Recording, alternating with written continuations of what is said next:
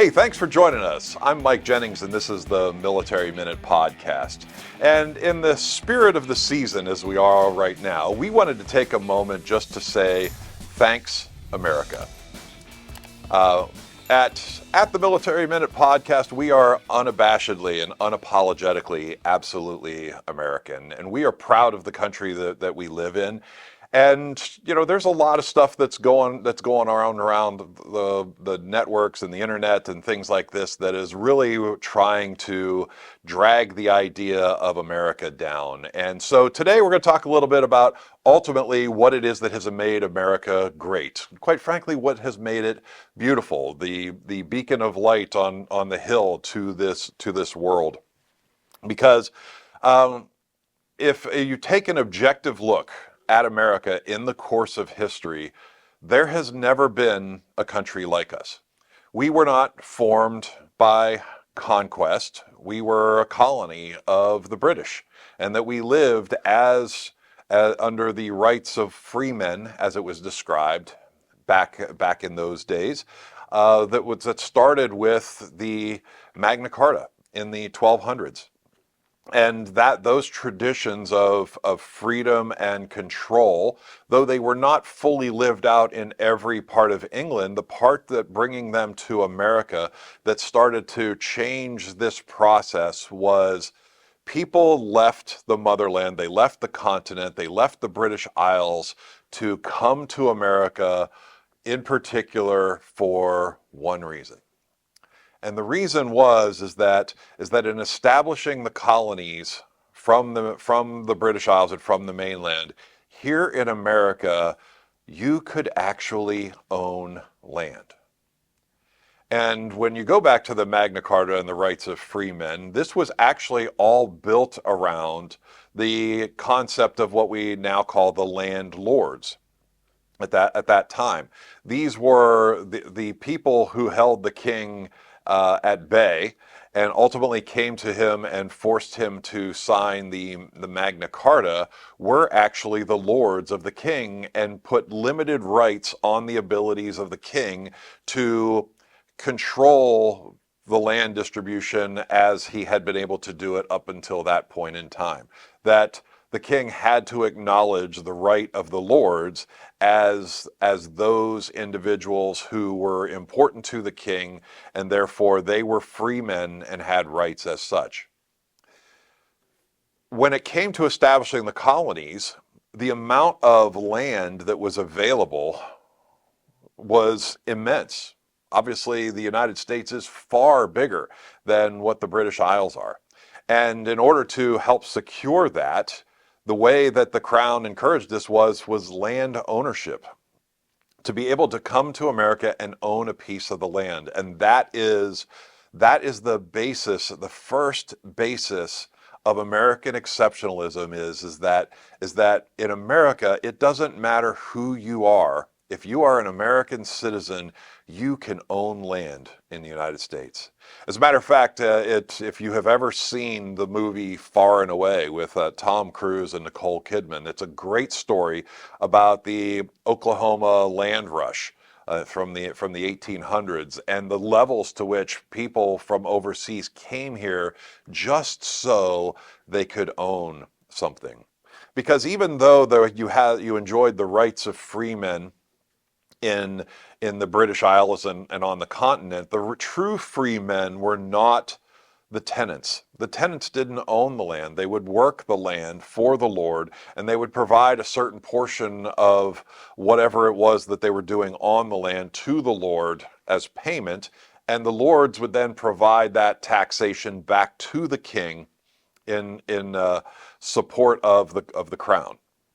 But at the end of the line, if the tenant didn't do or didn't support what was necessary to support the Lord, then the land was taken away from the tenant.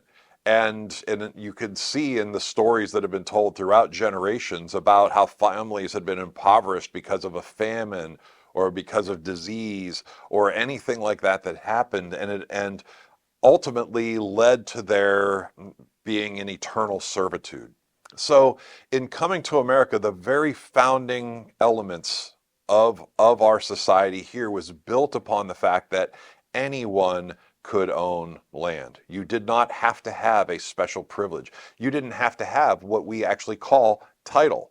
You have a title to property, which is where the lords came from, but here we have a title to the land that any person can retain. And so as America had continued to evolve over these times, and we got to the point where we realized that even though we were self-governing as colonies, we were still under the British government, and the British government, through the French and Indian War, started making decisions about taxing the colonies to pay for that war and to pay for the protection that was had. The colonies said, wait a minute, that's not fair. That's not fair to us that we are a free people here, that we live here, and though we have enjoyed your protection, you give us no say over whether or not we are going to be taxed. You just levy a tax on anything, anytime you want.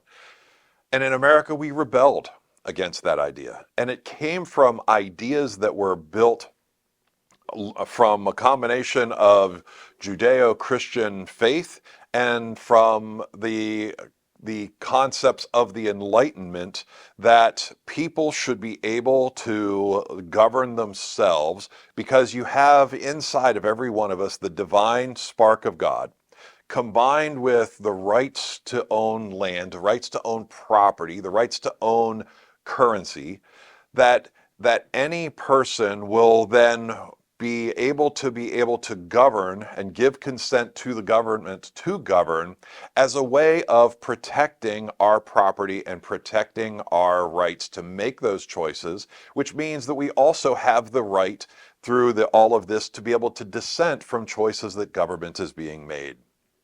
So through this over time, we've developed laws that protect life. We've developed laws that continue to protect ownership of property, especially land. We have created the concept that the government derives its authority to govern from the governed, and not from some type of coronation from God, as the kings, even in England to this day, still do. But the spirit in all of this is that because of all of these things, and because of this unique American experiment, the spirit of America, and ultimately what makes us great, is that we are free because we can own. We are free because our system is built that every one of us is precious and have inside of us a divine spark from our Creator. And because of all of this, that we can make our own decisions, and we can disagree. And though we hear a lot that we're free because of our veterans, and this is all certainly true, ultimately we're free because of this idea of America. And there is nothing like it in this world before us. And America has been the beacon of light to go out and spread this to the world. We haven't always been perfect. We haven't always gotten it right. We've had some things that we had to deal with that were uncomfortable and unjust and downright terrible. But the thing about America, and when you govern from the consent of the governed, is that if we keep true to all of these principles, we ultimately always find our way to the right path. And that is one of the things that, as we are in this season, that I am thankful that I was born in America, that I was born in a country where I am free and I am valued and I can dissent and I can make choices. And we hope for this Thanksgiving that you are too. Thanks for joining us. I'm Mike Jennings, and this is the Military Minute Podcast. Thanks for joining the Military Minute. Be sure to subscribe on YouTube, Apple Podcasts, Spotify, or wherever you get your podcasts so you're notified when a new episode is released.